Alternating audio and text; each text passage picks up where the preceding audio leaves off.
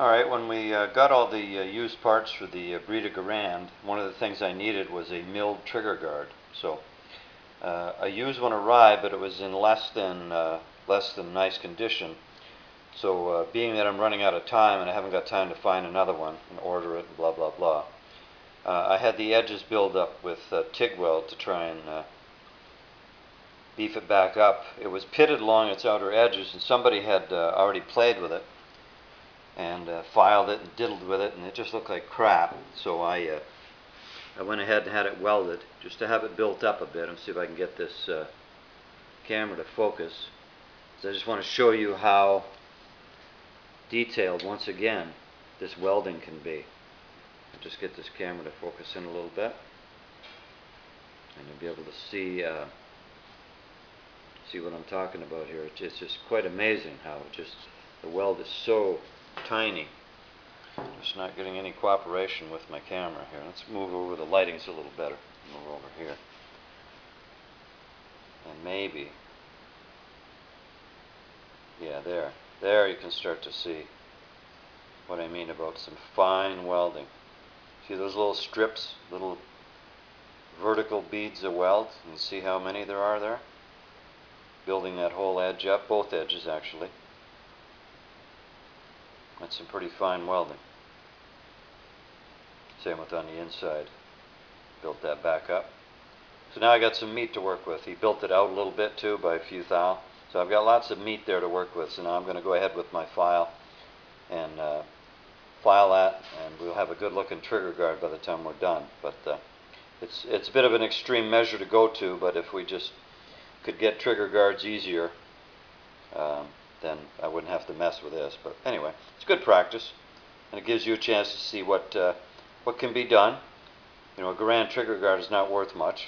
It's not worth the effort I'm putting into this. But if it were something rare, you can see. You'll see in a little bit what it's going to look like. So anyway, hang in there, and we'll get busy on it. Maybe I'll just do 1/2 for now, and you can compare the 1/2 that I've done to the 1/2 that hasn't been done yet. So anyway, I'll be back.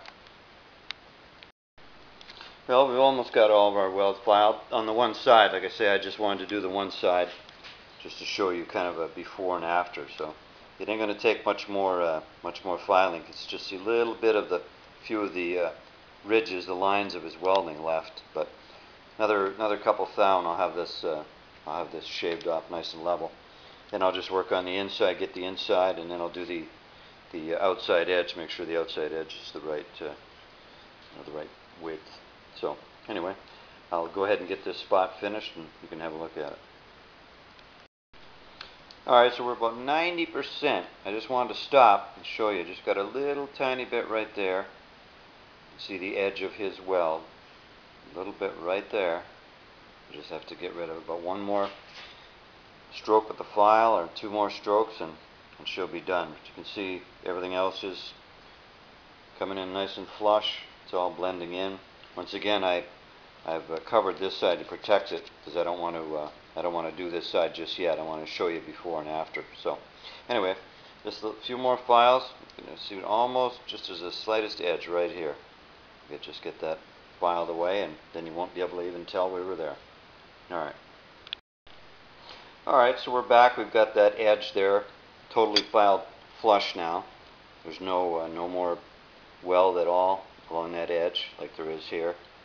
I want to leave this edge alone for now, and we'll do one edge at a time so you can kind of see the comparison of the before and after. You can see all the little beads of weld to build that edge up. It's also built up as well. You can see it quite evidently, that step right there, because it's built out, so it's wider. This edge is now a little bit wider, so we've got some meat to work with there. So that's looking good as far as, you know, being level on the outside and everything. That's all fine now. Needs a little polishing. Now we're going to tackle the inside. We're going to get that inside weld cleaned up. So once again, I'll just do the half so you can see before and after. But I'll go ahead and start on that, and we'll get back to you in a few minutes and see how that looks. But she's looking good now on the outside, so we'll keep progressing. Alright, so we've got this side done now, on the outside and the inside. You can see where the You can't tell it was ever welded now, other than the edge. I've got to work on the edge, but there's the outside. There's the inside. Inside's looking good. That R is still fine in there. So she's looking good. Just going to work on this edge, take this edge away a little bit. Right now we're too wide. So once I narrow that down a little bit, that'll give us a perfect profile of thickness on the edge of the trigger guard. So I'll go ahead and get that edge done, and we'll see exactly what she looks like when she's all finished. The 1/2 anyway. So anyway, I'll be back.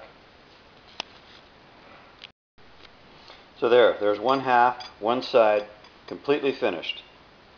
You can see by the reflection of the light that there's no waves or wobbles or low spots. The edge looks good. The edge is the right thickness.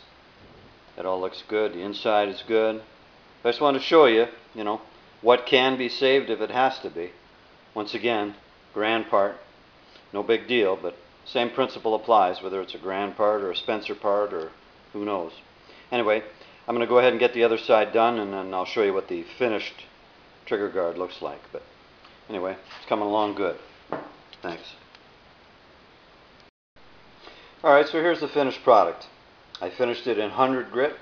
It's a little coarser than I normally finish them, but original ones would have had machining marks and everything in them, so if, nothing's really going to show in the parkerizing. 100 grit is still pretty fine, but you can see it all looks good. Inside is all done. So considering what it was, build it up with some weld and blah blah blah, it doesn't look too shabby now. Pretty happy with that. So we're going to go ahead and sandblast it. That was the last piece to worry about on that Breda Garand. So that R is still in there. It's a touch fainter than it used to be, but overall she looks good. I'm happy. So I will go ahead and get that sandblasted, and we're going to get it parked. As I told you earlier, we're going to do green parkerizing on this one, so that's going to be interesting. You're going to like that green parkerizing. So that was the last piece to do. So I just got to work on getting the chemicals balanced and everything. And I've got a couple of interruptions for a day or two, but we'll get back on this early next week. Alright, so we got all our West Breda Garand parts all in. I went ahead and repaired that trigger guard I was showing you, and then we got everything in, and anything that needed fixing has been taken care of. I got everything sandblasted, so it's all looking good. Everything's nice and clean. See, I got a couple of Garands in here too that are getting ready to be blasted and parked, but they weren't anything that unique or special, so I didn't film them. But anyway, today we're going to get the Breda done, and I'll be on those other ones later this week. But later today I should be able to show you all these parkerized parts. So it'd be nice to get this one finally done. We've been waiting a while. So anyway, I'll be back to you. Alright, so we've got all our parts for our Breda Garand soaking right now. You can see the bolt down in there and all the other miscellaneous parts. So they've been rinsing now for a minute or two. I blew all the dust off of them when they came out of the sandblast cabinet, and now I'm just rinsing them, and then we'll put them right in the park, and we'll see how they look. We all know how this looks when it happens. So and there we go. Lots of activity there. Alright, so let's put the rest of these parts in. We'll run them for about 15 minutes. We've got about 20 parts or so here. That's enough. Don't want to get too crazy. I have to go a little bit slower and a little more careful, not screw anything up.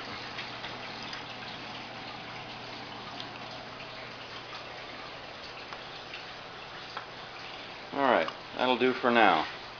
Making sure the parts don't touch anything, not touching each other. Gotta be careful, take your time.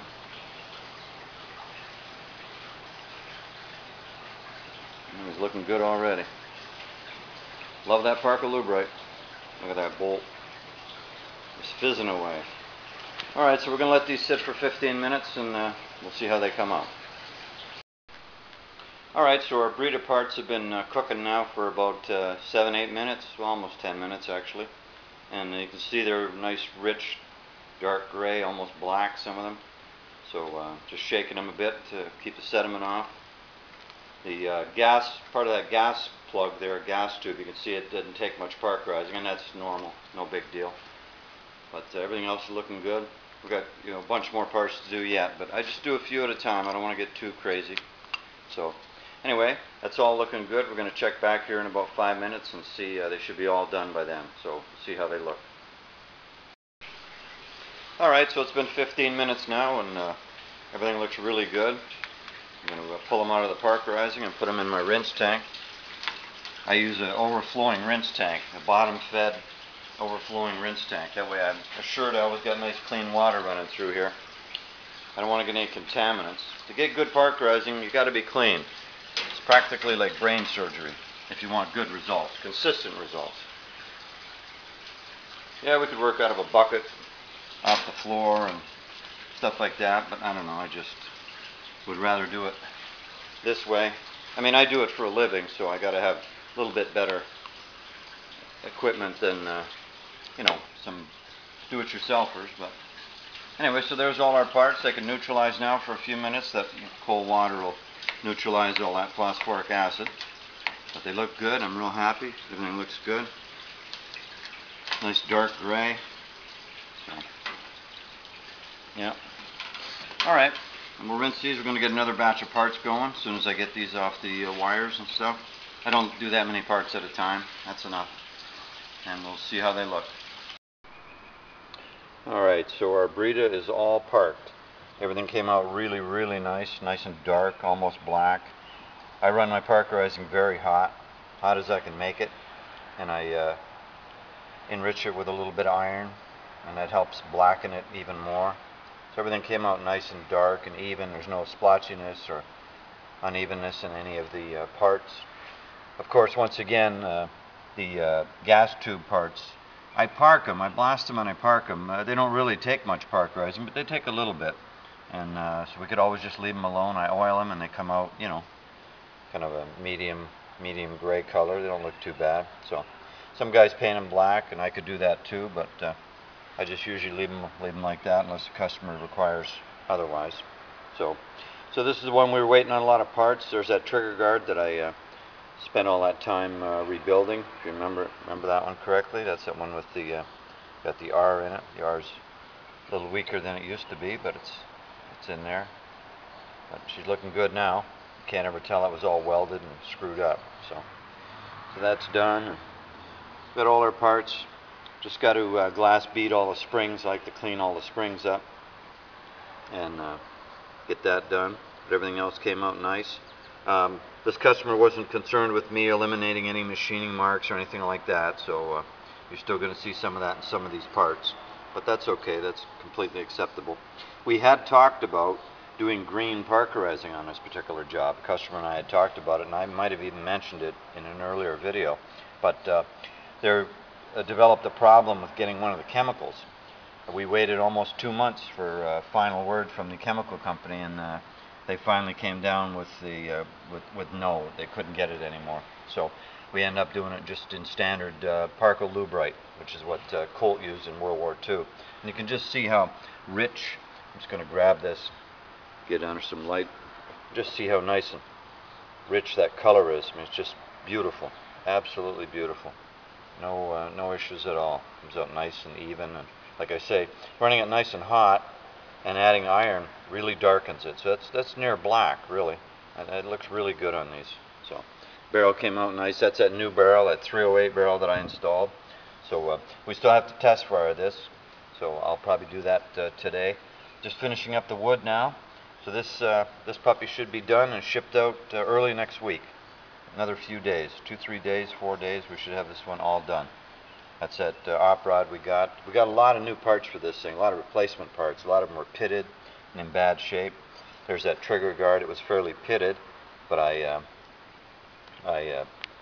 give it a little bit of a grit, and got all the pitting out of it, so she looks good now. So need to wipe it off, clean it up, but everything came out good. I'm real happy. No issues, no problems. So no more pitted parts. Everything's got good parkerizing on it, so you get years of service out of this thing.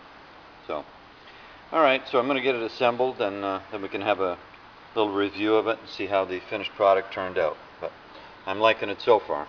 So I'll be back. Alright, we finally got our Breda Garand done. If you remember correctly, this one came in, it was kind of a mishmash of parts. It was a Breda receiver with some miscellaneous GI parts on it. There might have been a Breda part or two in there.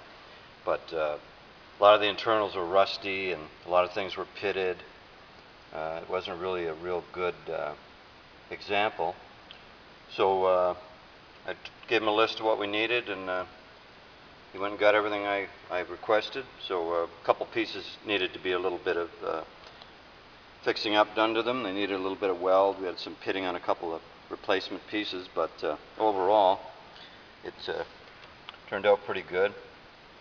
This is Parco-Lubrite again, so we never have a problem with Parco-Lubrite. Brings us excellent, consistent results. You can see that nice, rich, deep, even color. Just no issues at all. But I do my homework. You know, I make sure the chemicals are balanced and everything, and everything's clean. And with this is a Boyd's replacement stock on here, and all I did was just stain it and tung oil it. I didn't boil it or age it or give it that World War II look or anything. I'm just going to flip this over a little bit, have a little better look in the light. I got 3 coats of tung oil on there. It just kind of kept soaking in a little bit, so it might be a touch shiny, but that'll fade in time. That'll fade a little bit. We can always hit it with a little bit of triple-aught steel wool, and that'll knock that shine down just a little bit.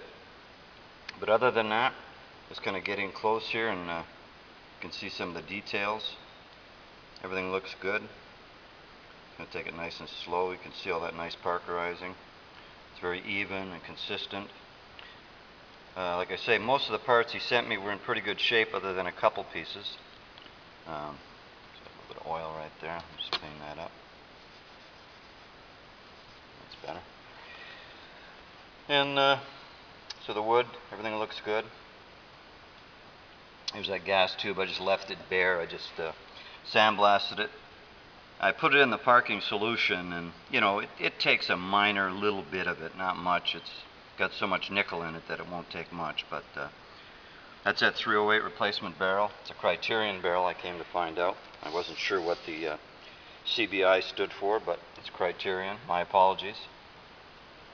That's a very well made barrel, but I just didn't know what the CBI stood for.